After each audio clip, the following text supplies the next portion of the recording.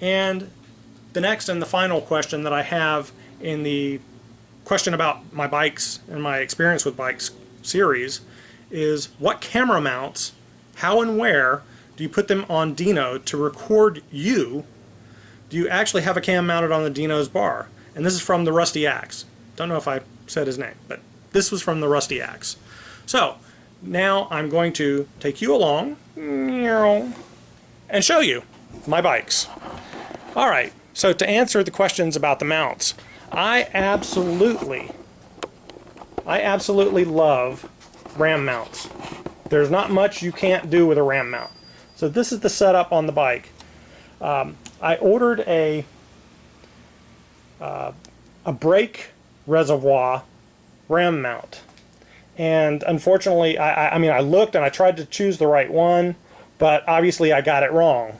So what I did, instead of sending it back and trying to get the correct ram mount for my reservoir, is I took some double-sided Velcro, or rather some heavy-duty Velcro, put it on the bottom of the mount and on top of the reservoir, and then I further secured it using zip ties that you can see here. This mount is rock solid. I can knock the bike over just by pulling on this mount. It will not move. And as such, I guess also with the Velcro under it, because it adds a little bit of cushioning, I don't get a lot of vibrations unless I'm on a really, really bumpy road. So I can set up my GoPro Hero 2 on this mount, face it towards me or face it out, however I want to do it, and I can get that video of me as I'm riding down the road. And it comes out pretty good without a lot of vibration. Now, one thing is, primarily when I'm not recording, I will use that mount for my GPS. But that meant that when I have the GPS attached, I can't also have a camera, and vice versa. So I installed a separate ram mount, one of the types that just clamp onto the handlebars. But the thing is, my handlebars have a cover on them, a plastic cover. And I've got this as tight as I dare put it without popping the cover, but it's still kind of wobbly. So it's fine for my GPS. If I need to use the camera on this side, I can put the GPS over here. So I've got that additional mount. And I've got a Garmin CS something or another. I'd have to go look at it to tell you the exact model. But a little handheld Garmin GPS. So it works really nice. Again, all ram mount stuff, you can get ram mounts to fit anything. If you can't find a ram mount to fit it, you don't need to be mounting it to your bike or to your car or your boat or anything else. I've also got a couple other little bits. This one will mount a standard camera with the 420 threads.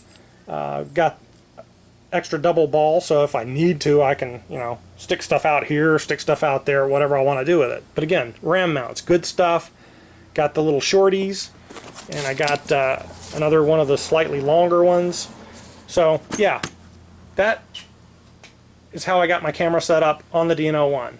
I've looked at and tried to mount my cameras back here. You can see I've got a GoPro mount here, and once in a while I've stuck the camera back there, but I find there's two problems.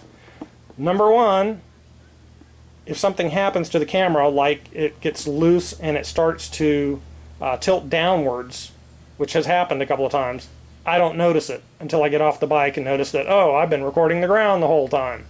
The other problem is this vibrates like hell. Any video I get off a camera back here just shakes. So even though I've got the mount there, I rarely, if ever, use it.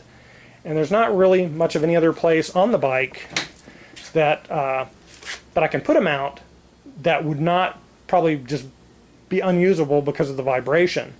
So hopefully that answers that question.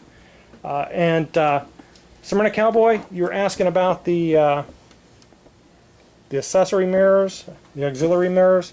And I don't know if this will come out on the camera, because I have polished it up some, but right in here, and also maybe you can see this one a little better, I don't know, but right in here it abraded the paint pretty bad.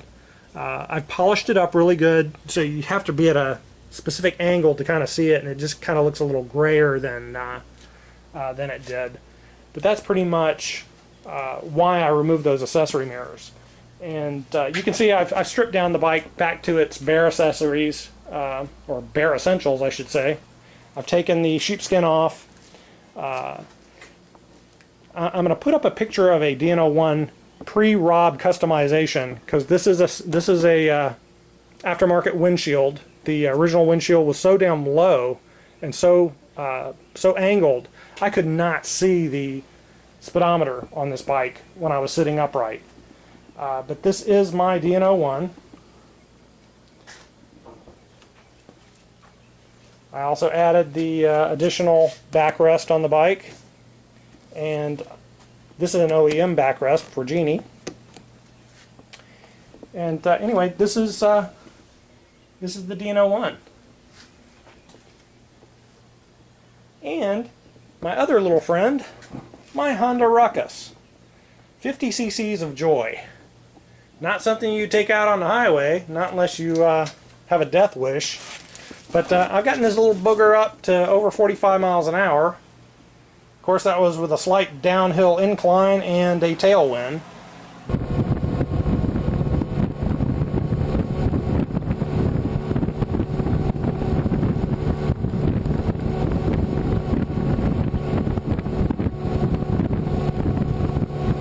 But it'll do it.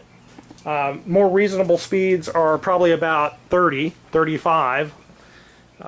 But yeah, 45, 46, 7, something like that on this thing is probably top end, and is not a lot of fun riding a small bike like that at those kind of speeds, at least not for me.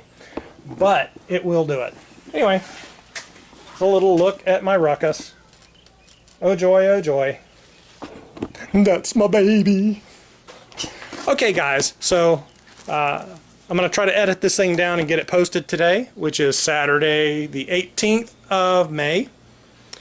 95 degrees out here in Florida today.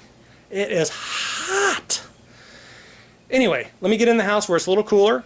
Get me a cold, frothy beverage, and I'm going to edit this down. I hope I've answered all those questions. For everybody else that posted other types of questions, including some of you who I've already answered some of these questions for, that weren't bike related, those are coming up. I'll get those to you as soon as possible, and I'll probably ride the bike and do a official motovlog kind of thing, unless you kind of like the Rob in the garage thing, which you know, well, let me know. Okay guys, thank you very much. I very much appreciate all of the comments, all of the questions. Great stuff to work with. Thanks guys. Talk at you later. Bye.